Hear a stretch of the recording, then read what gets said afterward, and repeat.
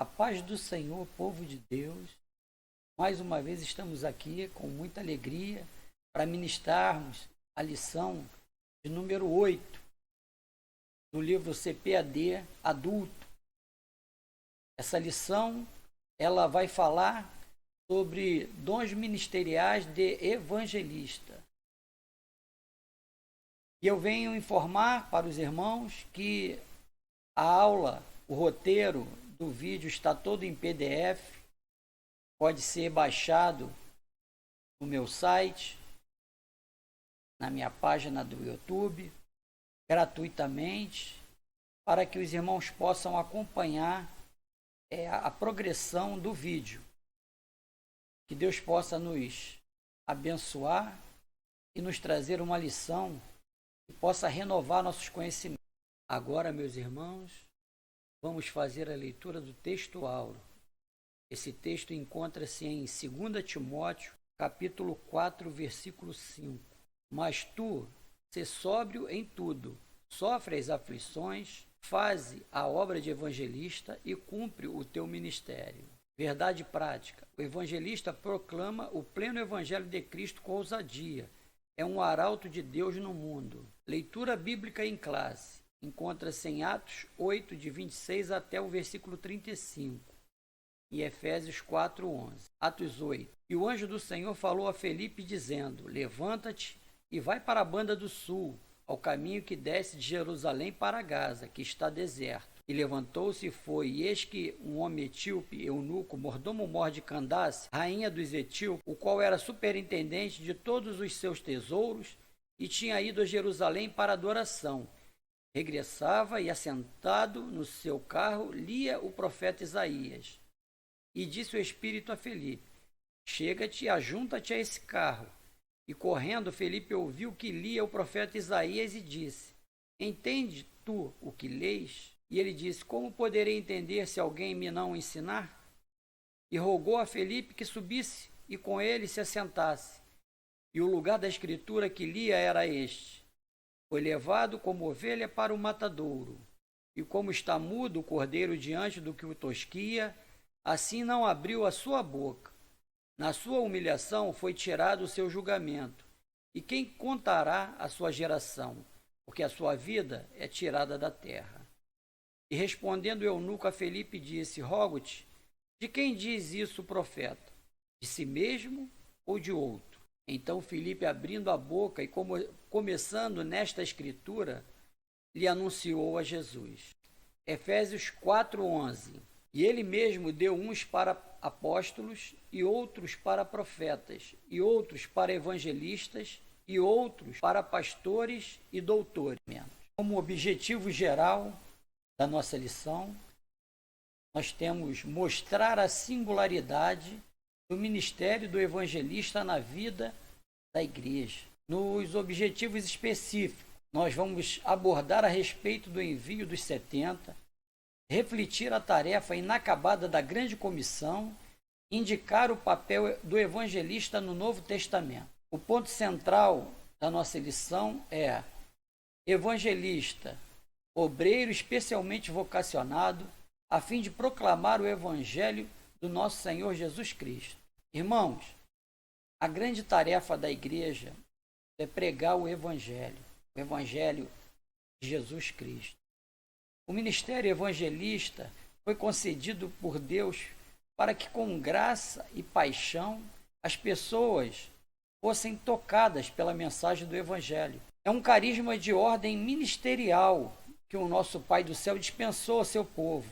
É urgente que a igreja no Brasil proclame o evangelho simples aos 4 cantos desse país, apontando para temas acerca da salvação, do perdão, do pecado, e que Jesus, por seu grande amor, ele pode nos libertar de tudo isso. É bem possível haver frequentadores de uma igreja evangélica que nunca ouviram falar desses temas. Em Mateus capítulo 24, versículo 13, está escrito: Aquele, porém, que continuar firme até o fim, será salvo. E este evangelho do reino será pregado em todo o mundo habitado, como testemunho a todas as nações, e então chegará o fim, a grande tribulação. Irmão, precisamos divulgar esse evangelho, Cristo a toda criatura, para que abreviemos a volta de Cristo, para podermos herdar tudo aquilo que nos foi prometido em Gênesis 3,15. E porém inimizade entre ti e a mulher, e entre a tua semente e a sua semente, e esta te ferirá a cabeça, e tu lhe ferirás o calcanhar. Essa semente é Jesus Cristo.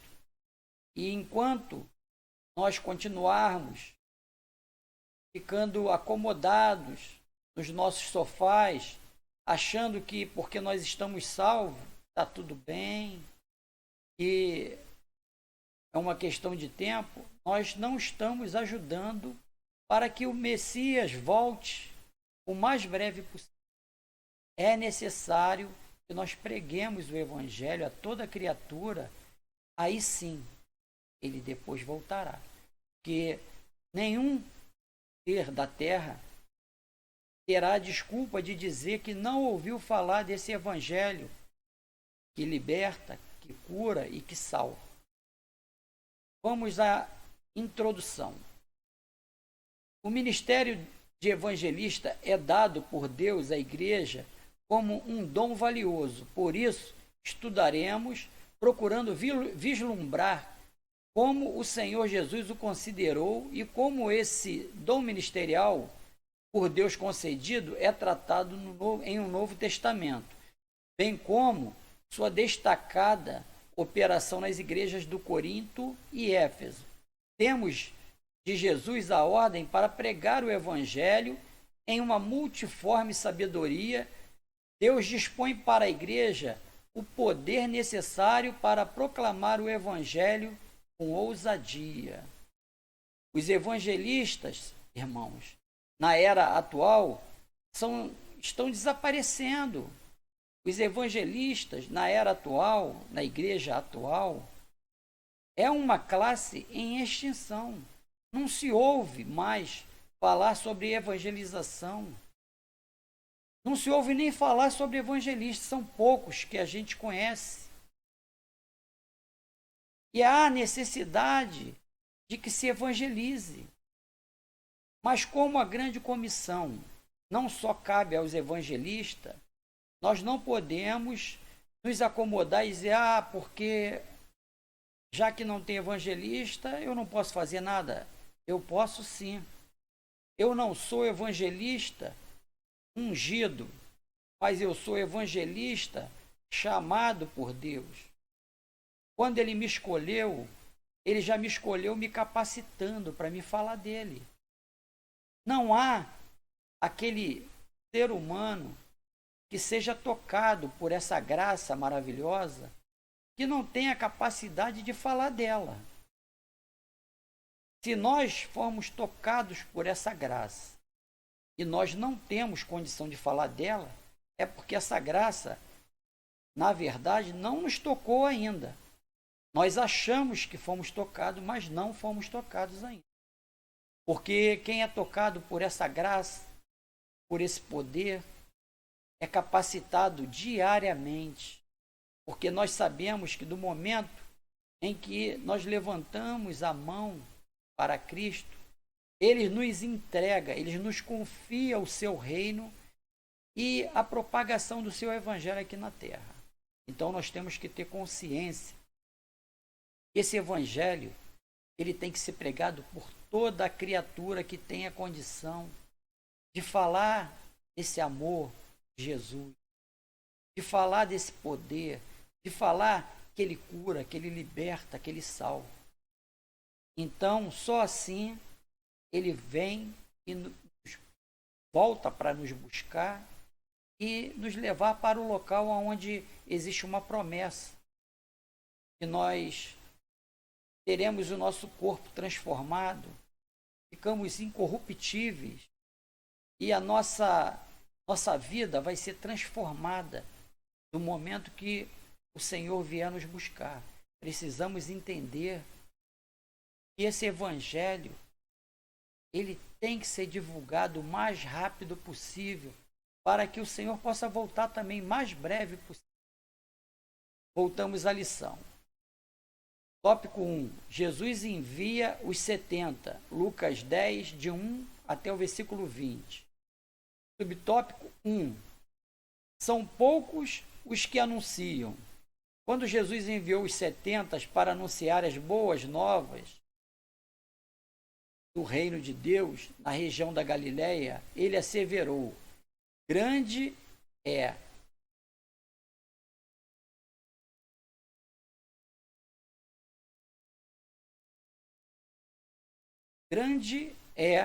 na verdade, a seara, mas os obreiros são poucos. Versículo 2. São poucos porque, primeiramente, os discípulos não podem proclamar a si mesmos ou uma mensagem própria. Em segundo lugar, porque o discípulo do Senhor são enviados a falar única e exclusivamente de Jesus e do reino de Deus, jamais de si mesmo. Lamentavelmente, ao longo dos séculos, muitos foram aqueles que na seara do Senhor falaram em seu próprio nome e pregaram a sua própria mensagem. Os discípulos, segundo o coração do Nazareno, ainda são poucos, mas o Senhor continua a convocar obreiros para a sua seara. Irmãos, esta realidade nos assombra até nos dias de hoje. Muitos proclamando o evangelho para tirar proveito próprio, enganando, fazendo parecer que tem mais poder do que o próprio Cristo. Líderes religiosos fazendo declarações espantosas de falta de empatia, de falta de compaixão com o próximo. Precisamos ficar alerta, pois quem presencia um crime e se cala é cúmplice daquele crime. E quem presencia um pecado e dá glória a Deus é cúmplice daquele pecado. Muita heresia e o culto de demônios são ministrados nas igrejas de hoje. Temos que ficar atentos, porque não é porque nós não estamos no comando da igreja que nós não estamos participando dessas heresias. Do momento que nós temos conhecimento de que aquilo ali é algo que não condiz com a nossa Bíblia, ou que dá para entender que ali existem interesses financeiros, interesses que não levam a enriquecer o Evangelho de Cristo, continuamos naquela situação, nós fazemos parte dela sim. O Senhor não tem a cada um de nós como inocente, não tem.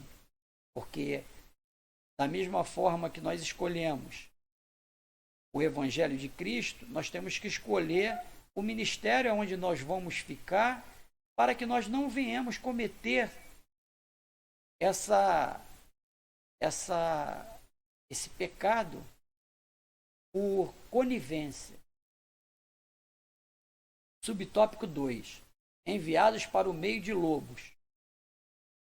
Proclamar o Evangelho num mundo contrário à mensagem do reino de Deus certamente levaria os arautos de Cristo a serem perseguidos. Os 70 que Jesus enviou seriam rejeitados, perseguidos e até ameaçados de morte. A história da igreja nos mostra que pessoas pagaram com a vida por professar a fé em Cristo. Nas últimas décadas, mais cristãos foram mortos no mundo do que em qualquer outra época da história da igreja. Os verdadeiros evangelistas enfrentarão ainda muitas perseguições, sobretudo em países dominados por religiões anticristãs e fundamentalistas. Eles são comparados a cordeiros que se dirigem para o meio dos lobos. Os nossos evangelistas, eles têm a prova muito pesada pela frente para enfrentar. O nosso país ainda pode ser pregado o evangelho sem perseguição, mas até quando? Até quando não vai haver esse tipo de represália por falar de Jesus Cristo, por falar do amor de Deus? Nós temos que aproveitar esse tempo, porque já existem países que, se for pego com uma Bíblia, é levado para o calabouço, é executado, é decapitado, E no final, nós sabemos que aquele que perseverar, por mais que sofra as perseguições, as torturas, a morte, esse não vai morrer, vai dormir no Senhor. Porque ele voltará para nos despertar, ele voltará para nos buscar. E a vida eterna está prometida a estes que estão empenhados em fazer a vontade do Pai. Subtópico 3. Os sinais e as maravilhas confirmam a palavra. Os 70 discípulos receberam poder em nome de Jesus para pregar a mensagem do reino de Deus com graça. Quando voltaram da missão, os evangelistas maravilhados e surpreendidos diziam: Senhor, pelo teu nome até os demônios se assujeitam. Mas naquele momento Jesus falou-lhes de uma realidade que eles não compreendiam. Aquele poder era para confirmar a palavra do reino, não a palavra do homem. O verdadeiro significado de desfrutar da alegria no Espírito não é primeiramente ver milagres, mas saber que através da exposição do Evangelho de poder, temos os nossos nomes escritos nos céus. Irmãos, o milagre, ele é apenas para mostrar quão grande e poderoso é o Deus que nós servimos. O milagre é para nos dar a certeza de quem nós estamos seguindo. Se nós estamos seguindo um Deus verdadeiro, um Deus poderoso, um Deus que é capaz de mudar a nossa história. Então, o milagre faz um bem para aquele que o recebe, mas faz um bem maior ainda para a alma daquele ao qual recebe o milagre. Porque a partir daquele milagre, ele passa a ser íntimo de Deus, de Jesus Cristo. Ele passa a acreditar porque ele sentiu na carne a presença desse poder.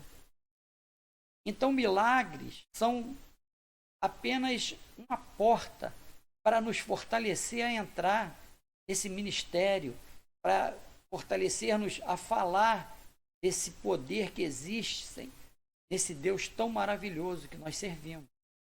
Nós entendemos que o milagre, ele vem para nos dar um refrigério momentâneo, mas todos nós passaremos pela morte ou pelo arrebatamento, aqueles que estiverem vivos na volta de Jesus Cristo. Mas que o nosso objetivo aqui não é esse, viver.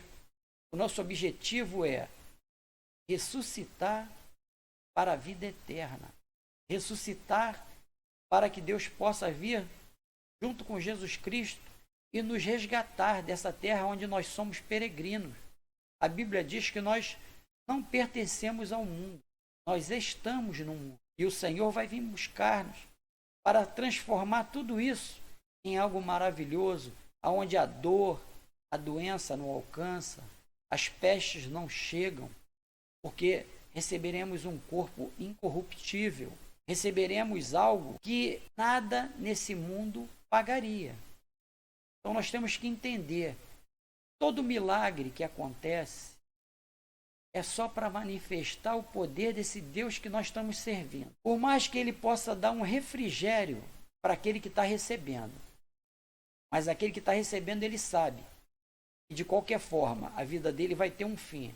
Não sabe quando, mas vai ter um fim. Só que pode ter um fim com um recomeço de vida eterna. Depende de mim e depende de cada irmão a decidir o que quer para a sua vida. Voltemos à lição. Tópico 2. A grande comissão, Mateus 28, 19 e 20. Subtópico 1. O alcance da grande comissão. A ordem dada por Jesus aos seus discípulos após a sua ressurreição foi: ide, ensinai a todas as nações, batizando-as em nome do Pai, do Filho e do Espírito Santo, ensinando-as a guardar todas as coisas que eu vos tenho mandado. Mateus 28, 19 a 20. Esta ordem é chamada comumente de a grande comissão. É o apelo de Jesus para os discípulos anunciarem o evangelho até que as últimas consequências possam acontecer. Foi nesse espírito que o apóstolo Paulo encarou a tarefa da evangelização. 1 Coríntios 9, 16. Veja bem, irmãos, o apóstolo Paulo sabia que o seu chamado foi imperativo. Imperativo por quê? Porque ele foi separado no ventre da mãe. Então, nós que somos separados no ventre das nossas mães, nós só temos duas opções: é vir para o Evangelho ou vir para o Evangelho. Ou vai vir por amor, ou vai vir porque ficou cego no caminho de Damasco. Mas vai vir. Porque os escolhidos o Senhor não abre mão. Os escolhidos o Senhor separa para que ele possa ser instrumento, ferramenta dentro desse Evangelho. Todos conhecem a história de Paulo. Ele, no caminho de Damasco, teve um encontro com o Senhor e ficou cego. E precisou, o Senhor abriu os olhos dele, tanto espiritual como físico, para ele entender o poder que tinha esse Deus que ele tanto perseguia. E acabou sendo um dos evangelistas, apóstolo, profeta. Paulo era multiuso na obra. Paulo era uma ferramenta afiada, e aonde colocava ele, ele fazia a diferença. É assim que nós devemos ser. Não importa título, se é pastor, se é evangelista, se é presbítero, nós temos que colocar nas nossas mentes que nós somos ferramentas. E ferramenta tem que estar afiada, tem que estar preparada. A qualquer momento pode ser utilizada. Então, estejamos nos preparando, porque a qualquer momento o Senhor pode nos chamar. Subtópico 2. O mundo estava dividido em dois grupos. Quem crê e for batizado será salvo, mas quem não crê será condenado. Marcos 16:16. Aqui o Evangelho de Marcos destaca que há dois grupos de pessoas diante da mensagem de Jesus: os que creem e os que não creem. Acerca da salvação, os evangelhos não se preocupam com a nacionalidade, raça, sexo ou condição socioeconômica do homem. Gálatas 3:28. Não há judeu, não há gentio, toda a humanidade é carente da graça de Deus. É preciso decidir o seu futuro eterno, crendo ou não no Evangelho. O que eu acabei de falar anteriormente. Tudo que nós adquirirmos aqui na terra, tudo vai ficar aqui. Não importa se você é rico, se você é pobre, se você é classe média. Quando você partir, nada vai levar daqui, a não ser o que você decidiu aqui, se é vida eterna ou morte eterna. Porque todos os dois serão eternos, tanto a vida quanto a morte. Tem pessoas que acham que ou vai para o paraíso ou vira fumaça. Não, não, não.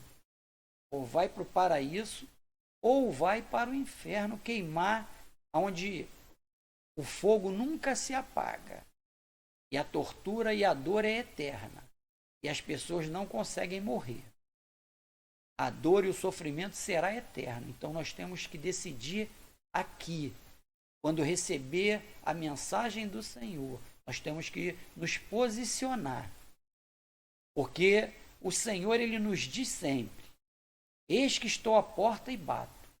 Se alguém ouvir a minha voz e abrir a porta, entrarei em sua casa e cearei com ele, e ele comigo. Apocalipse 3:20. Precisamos decidir em vida, porque quando a última trombeta tocar, aí é tarde demais. Aí as coisas vão ficar muito estreitas para aqueles que pagaram para ver, aqueles que não estão acreditando que nós já estamos vivendo os últimos dias para que Jesus volte. Subtópico 3. A grande comissão hoje. A tarefa da evangelização do mundo está inacabada. Apenas 33% da população mundial é composta por cristãos das várias confissões de fé. Há regiões em que o número de cristãos está diminuindo, como na Europa. Recentemente, na Alemanha, cerca de 340 igrejas fecharam. Em Portugal, quase 300. A Holanda e a Inglaterra são os países considerados pós-cristãos. Ainda na Europa, cerca de 1.500 templos cristãos foram transformados em mesquitas, restaurantes, bibliotecas e casas de show. Se a igreja não experimentar um real e poderoso avivamento espiritual, em poucas décadas a Europa se tornará muçulmana, ou o cristianismo não mais a influenciará. Precisamos reevangelizar o continente europeu.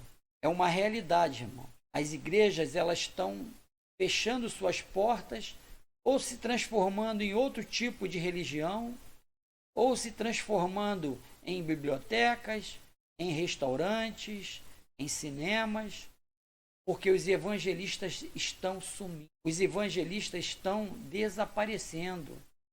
Existe um livro, o nome desse livro é Evangelista, uma espécie em extinção. É do escritor Dário. Então nós temos que encarar com mais seriedade essa posição do evangelismo, porque ainda que nós achemos que a internet, a televisão está se propagando muito rápido o evangelho, mas as estatísticas estão nos mostrando ao contrário. O evangelho está encolhendo, parece que os irmãos estão se intimidando com o movimento que está sendo de perseguição, seja de contrários ao nosso evangelho, e o evangelho está encolhendo. Nós não podemos nos acomodar com esse evangelho dessa forma. Precisamos, a cada dia, levar essa palavra do evangelho à frente. Síntese do tópico 2. A grande comissão ordenada por Jesus de Nazaré ainda é uma tarefa inacabada. Subsídio teológico. O evangelho do reino, a mensagem de Jesus inclui um chamado ao arrependimento, semelhante ao de João Batista.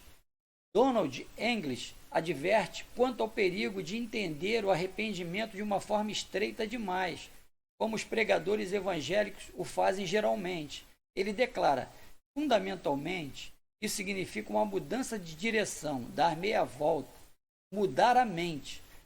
Quando respondemos ao Evangelho, mudamos a direção da nossa vida em que deixamos de confiar no eu e outros ídolos para confiar em Deus. Contudo, tanto João Batista quanto Jesus foram bem específicos na relação às coisas das quais as pessoas precisam se arrepender. João disse as distintas categorias de pessoas, as diferentes maneiras como podiam expressar seu arrependimento. Ele disse para as multidões: quem tiver 2 túnicas, que reparta com o que não tem, e quem tiver alimentos, que faça da mesma maneira. João Batista pediu aos publicanos para não coletar mais do que estavam autorizados a pegar. Disse aos soldados: a ninguém trateis mal, nem defraudeis, contentai-vos com o vosso soldo. Lucas 3, 7 até 14. Jesus disse ao jovem rico para vender tudo o que tinha e dar o dinheiro aos pobres, para depois vir o segui-lo. As coisas específicas ajudam as pessoas a entender o que o arrependimento envolve. Tanto João Batista quanto Jesus também foram diretos em advertir seus ouvintes das consequências de não se arrepender. Sabemos que a maioria das declarações da Bíblia sobre o inferno saiu dos lábios de Cristo. Hoje, muitos de nós, ouvintes, reagiriam de modo muito negativo se falássemos de maneiras que Jesus e Paulo falavam. Desenvolvemos uma atitude em relação à nossa vida privada e quando os pregadores mencionam especificamente pecados que exigem arrependimentos, eles são acusados de ser intrometidos e de estar, de algum modo, fazendo algo inapropriado. Tópico 3. O dom ministerial de evangelista. O conceito de evangelista. O termo evangelista deriva do verbo grego evangelizo, isto é, transmitir boas novas, do evangelho, é claro. Como dom, refere-se àquele que é chamado para pregar o evangelho. Foi concedido pelo Pai através de uma capacitação ministerial, objetivando propagar o evangelho de Cristo para toda a humanidade. O evangelista tem paixão pela salvação dos perdidos. Esmera-se por buscar da parte de Deus mensagens inspiradas para tocar os corações e quebrantar a alma dos pecadores. Irmãos, o evangelista, ele é o apóstolo dos tempos modernos. Como o colegiado apostólico não teve substituição, o Senhor encarregou os evangelistas em cumprir esta missão. Subtópico 2. O papel do evangelista. O evangelista é, por excelência, o pregador das boas novas da salvação. Através da sua mensagem, vidas são alcançadas e conduzidas a Deus. Muitas vezes, o evangelista torna-se um plantador de igrejas, como tem ocorrido em diversos lugares do Brasil e pelo mundo afora. Um evangelista cheio da graça de Deus poderá tocar corações com a mensagem do evangelho de modo tão conveniente que leva o povo a crer e a acatar as boas novas da salvação e ao Salvador Jesus. Irmãos, o evangelista é quem fertiliza o terreno para a grande colheita. É ele o responsável em apresentar o evangelho de Cristo em sua essência mais profunda. Subtópico 3. A finalidade do ministério do evangelista. Da mesma forma que o ministério do apóstolo e do profeta e do evangelista tem por finalidade preparar os santos do Senhor para uma vida de serviço cristão, bem como a edificação do corpo de Cristo. Por isso, espera-se desse obreiro que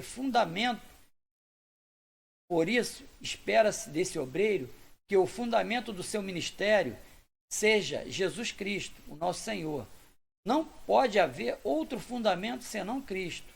Irmão, os evangelistas têm que buscar no ensino único e exclusivo sobre o evangelho de Cristo, nunca se baseando numa suposição ou ideias próprias. Tudo para a honra e glória do evangelho de Jesus Cristo. O evangelista deve também, em tudo, ser sensível à voz do Espírito Santo. A exemplo de Filipe, o obreiro deve ser obediente ao Senhor, seja para pregar às multidões, seja para falar a única pessoa. Outro aspecto importante desse ministério é a habilidade que o evangelista deve ter na transmissão das boas novas. O arauto de Deus precisa ser capaz de responder a seguinte pergunta dirigida ao pecador: entendes o que leis? Atos 8:30. Irmão, o evangelista ele tem que ter conhecimento profundo da palavra, tem que ter sabedoria ao ser questionado por aquele que ele está evangelizando. Dúvidas têm que ser sanadas na hora. Aquele que nos ouve tem que entender que estamos falando do evangelho, que nós temos conhecimento profundo e que nós vivemos esse evangelho. Síntese do tópico 3. O papel do evangelista é exercer o ministério dado pelo Altíssimo como arauto de Deus. Subsídio teológico. A palavra evangelista é encontrada 3 vezes no Novo Testamento. Os evangelistas estão relacionados junto com os apóstolos, profetas, pastores e doutores, como aqueles que são chamados para compartilhar a construção da igreja. Filipe foi chamado de evangelista, embora fosse um dos 7 escolhidos para aliviar os apóstolos da tarefa de distribuir alimentos. Atos 6:5. Ele foi especialmente notado por sua atividade evangelizadora. De Jerusalém ele foi até Samaria e pregou com grande sucesso. Atos 8:4. Dali foi enviado para evangelizar um oficial da corte etíope, que estava viajando para casa depois de visitar Jerusalém. Então pregou o evangelho desde Azoto até Cesareia, onde tinha sua casa. Nós temos que entender, irmão, nós temos que ser sensíveis e entender que nós somos convertidos por esse evangelho para que nós possamos levar esse evangelho à frente, falar de Jesus, porque a fé sem obra é uma fé morta. Lucas nos relata que fé sem fazermos algo para esse evangelho, nós não chegaremos a lugar nenhum.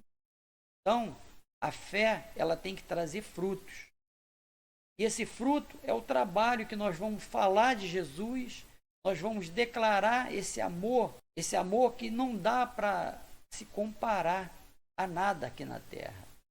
Porque ele nos amou e nos amou de uma forma que nenhum pai, nenhuma mãe consegue amar um filho. E ele levou os nossos pecados sobre si, subindo naquela cruz, naquele madeiro, humilhado, esbofeteado, crucificado, por mim e por ti. Então faça valer a pena esse sacrifício de Jesus Cristo, esse amor, que é um amor eterno, é um amor que não se dá para medir.